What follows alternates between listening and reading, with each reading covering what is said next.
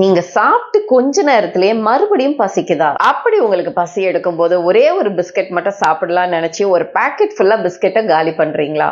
அந்த சமயங்கள்ல நிறைய பேர் அவங்களையே ரொம்ப நொந்துக்குவாங்க. என்னடா எனக்கு செல்ஃப் கண்ட்ரோலே இல்ல அப்படின்னு நினைச்சு அவங்க ரொம்பவே கஷ்டப்படுவாங்க. ஆனா உண்மை என்னன்னா, உங்க வில் பவருக்கும் இந்த அதிகப்படியான பசிக்கும் கொஞ்சம் கூட சம்பந்தமே இல்லைங்க. உங்க வயிறு ஃபுல்லா இருந்தாலும் உங்க மனசு சாப்பிடணும்னு சொல்லிக்கிட்டே இருக்கு அப்படின்னா அதுக்கு சில சீக்ரெட்டான காரணங்கள் இருக்கு. இதுல நல்ல விஷயம் என்ன அப்படின்னு பாத்தீங்கன்னா, அந்த சீக்ரெட்டான காரணங்கள் என்ன அப்படிங்கறத நீங்க தெரிஞ்சுக்கிட்டீங்கன்னா இந்த அதிகப்படியான பசி அப்படிங்கிற அந்த பிரச்சனையில இருந்து நீங்க ஈஸியா வெளியே வரலாம். உங்க பசியை ரொம்ப நேரத்துக்கு கண்ட்ரோல் பண்ணக்கூடிய அந்த சீக்ரெட்டான ரீசன்ஸ் என்ன அப்படிங்கறத நீங்க தெரிஞ்சுக்கணும்னா சீக்ரெட் ரீசன்ஸ் அப்படின்னு கமெண்ட் பண்ணுங்க.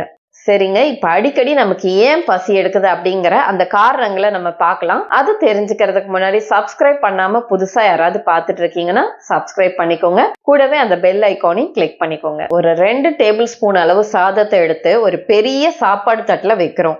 அதே 2 ஸ்பூன் அளவு சாதத்தை எடுத்து ஒரு சின்ன போல்ல வைக்கிறோம்னு வச்சுக்கோங்களேன். ரெண்டுத்துல எதுல சாதம் ரொம்ப அதிகமா இருக்கு அப்படின்னு கேட்டா அந்த சிறிய போல்ல தான் சாதம் அதிகமா இருக்கு அப்படின்னு நம்ம எல்லாருமே சொல்லுவோம். யோசிச்சு பாருங்க, ரெண்டுத்துலயுமே சாதத்தோட அளவு ஒண்ணுதான். நம்ம சர்வ் பண்ற அந்த பாத்திரம் மட்டும் தான் மாறி இருக்கு.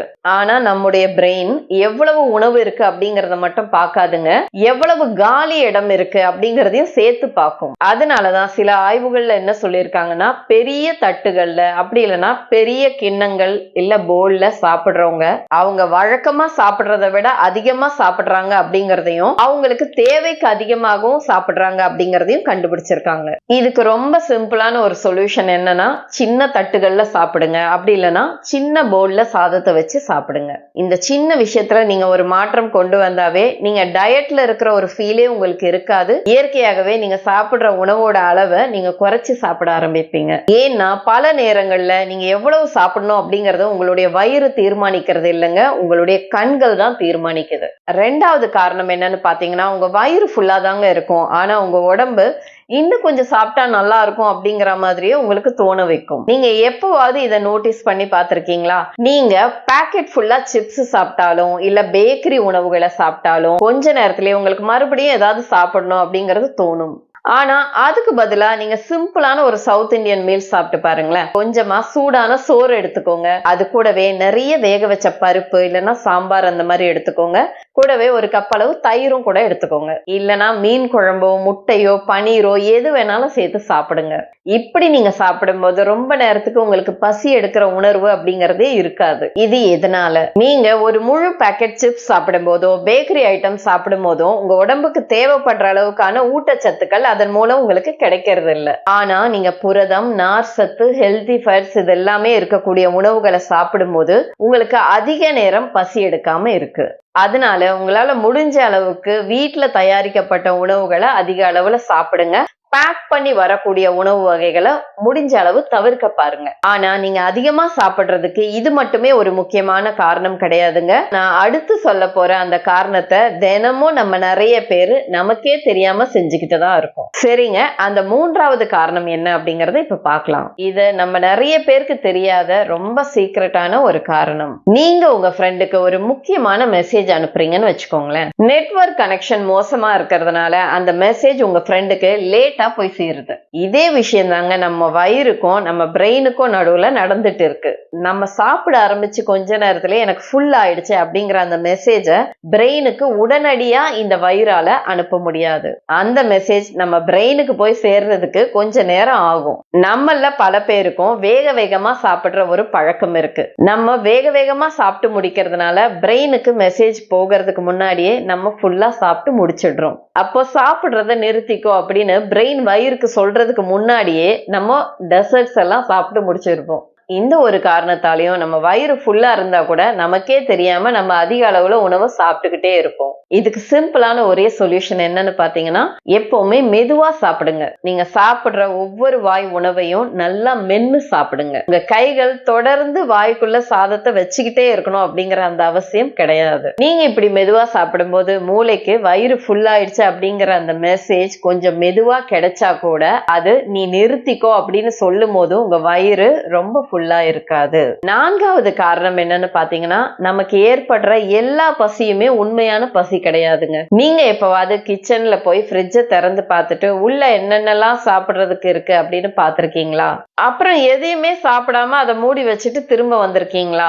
அந்த மாதிரி நீங்க பண்ணியிருந்தீங்கன்னா அதுக்கு காரணம் ஸ்ட்ரெஸ்ஸா இருக்கலாம். இல்ல நீங்க ரொம்ப டயர்டா இருந்தாலும் நம்ம அந்த மாதிரி செய்யறது உண்டு. நம்ம ரொம்பவே தனிமையா ஃபீல் பண்ணாலோ இல்ல ரொம்ப போர் அடிச்சாலோ அந்த வகையான எமோஷன்ஸையும் பசி அப்படின்னு நம்முடைய மூளை தவறா நினைக்குது.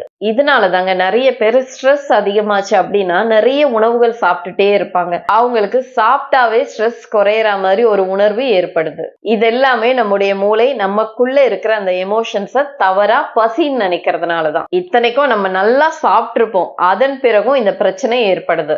அடுத்த வாட்டி நீங்க ஃப்ரிட்ஜ ஓபன் பண்ணி அங்க என்ன சாப்பிடலாம் அப்படின்னு பார்த்துட்டே இருந்தீங்க அப்படின்னா நமக்கு உண்மையாவே பசி எடுக்குதா அப்படின்னு ஒரே ஒரு செகண்ட் யோசிச்சு பாருங்க. இல்ல நம்ம ஸ்ட்ரெஸ்ல இருக்குமா, நமக்கு போர் அடிக்குதா, நம்ம தனியா இருக்கிறதுனால நமக்கு இந்த ஃபீலிங் இருக்கா, அப்படி நீங்க யோசிச்சு பார்க்கும்போது இது பசி இல்ல அப்படின்னு தெரிஞ்சாவே நீங்க கண்டிப்பா அந்த சமயம் எந்த உணவுமே சாப்பிடாதீங்க. ஒரு டம்ளர் அளவு தண்ணீர் மட்டும் குடிச்சு பாருங்க. ஒரு 5 நிமிஷம் நீங்க அப்படி விட்டீங்கன்னாவே அந்த கிரேவிங்ஸ் அப்படிங்கிறது உங்களுக்கு கண்ட்ரோல் ஆயிடும். சரிங்க, உங்க பசி அதிகப்படுத்தக்கூடிய அந்த 5வது சீக்ரெட் ரீசன் என்ன அப்படிங்கறத நம்ம இப்ப பார்க்கலாம். நீங்க ஒரு நாள் நைட் சரியா தூங்கலன்னு வச்சுக்கோங்களேன், அடுத்த நாள் உங்களுக்கு ரொம்பவே டயர்டா இருக்கும். அது மட்டும் இல்லைங்க, நமக்கு பசியும் அதிக அளவுல எடுக்க ஆரம்பிக்குது. இதனால நம்ம ஸ்வீட்ஸ், ஜங்க் ஃபுட், ஸ்நாக்ஸ் இதெல்லாமே அதிகமா சாப்பிடுறோம். நீங்க சரியா தூங்கல அப்படின்னாவே நம்முடைய பசியை கட்டுப்படுத்தக்கூடிய ஹார்மோன்ஸ் இருக்கு இல்லைங்களா, அது எல்லாமே சரியா வேலை செய்யாது. இதனால நம்ம மூளை நம்மள அதிகமா சாப்பிட சொல்லி கேட்டுக்கிட்டே இருக்கும். அதுவும் முக்கியமா சர்க்கரை, உப்பு இது ரெண்டுமே அதிகமா சேர்க்கப்பட்ட உணவுகளை சாப்பிடணும் அப்படிங்கிற ஆசை தான் நமக்கு அதிகமா இருக்கும். இதுக்கு ஒரே சொல்யூஷன், சரியான நேரத்துல தூங்கணும். நம்ம எப்பவும் தூங்குற அதே நேரத்திலேயே தினமும் தூங்குறதுக்கு முயற்சி பண்ணணும். ஒரு நாளைக்கு 7ல இருந்து ஒரு 8 மணி நேரம் வரைக்கும் தூங்குறது ரொம்ப நல்லது. எப்பவுமே நீங்க சாப்பிடுறதுக்கு நீங்க தான் காரணம் அப்படின்னு சொல்லிட்டு நீங்களே உங்களை பிளேம் பண்ணிக்காதீங்க. நீங்க அதிகமா சாப்பிடுறதுக்கு காரணம் நீங்க உபயோகப்படுத்துற தட்டா இருக்கலாம், அப்படி இல்லைன்னா ப்ராசஸ் செய்யப்பட்ட உணவு வகைகளா இருக்கலாம், நீங்க வேகமா சாப்பிடுறதுனால இருக்கலாம், உங்களுக்கு ஸ்ட்ரெஸ் அதிகமா இருக்கிறதுனால இருக்கலாம், இல்லைன்னா உங்க தூக்கம் குறைவா இருக்கிறதுனால கூட இருக்கலாம். இந்த பிரச்சனைகள் எல்லாம் இருந்தா அதுக்கு என்ன சொல்யூஷன் அப்படிங்கறதையும் நம்ம பார்த்தோம். அடுத்த முறை உங்களுக்கு சாப்பிட்ட பின்னாடியும் பசி வருது அப்படின்னா எந்த சீக்ரெட் காரணத்தினால அது ஏற்படுது அப்படிங்கறத யோசிச்சு பாருங்க. உங்க பசி கூட நீங்க போராடணும் அப்படிங்கறது முக்கியமே கிடையாதுங்க. உங்களுக்கு ஏன் பசி எடுக்குது அப்படிங்கறத நீங்க புரிஞ்சுக்கிட்டாவே போதும். இந்த காணொளி உங்களுக்கு பிடிச்சிருக்கு அப்படின்னா, எனக்கு ஏன்னே தெரியல அடிக்கடி பசி எடுத்துட்டே இருக்கு அப்படின்னு புலம்பிக்கிட்டே இருக்கக்கூடிய உங்களுடைய நண்பர்களுக்கோ உறவினர்களுக்கோ அன்பானவர்களுக்கோ இந்த காணொளியை ஷேர் பண்ணுங்க. இது போன்ற ஆரோக்கியம் குறித்த தகவல்கள் உங்களுக்கு தொடர்ந்து கிடைச்சிட்டே இருக்கணும்னா நம்ம சேனலை சப்ஸ்கிரைப் பண்ணிக்கோங்க. நீங்க எப்போதுமே ஆரோக்கியத்தோடும் தன்னம்பிக்கையோடும் வழிகள் எதுவுமே இல்லாம இருக்கணும்.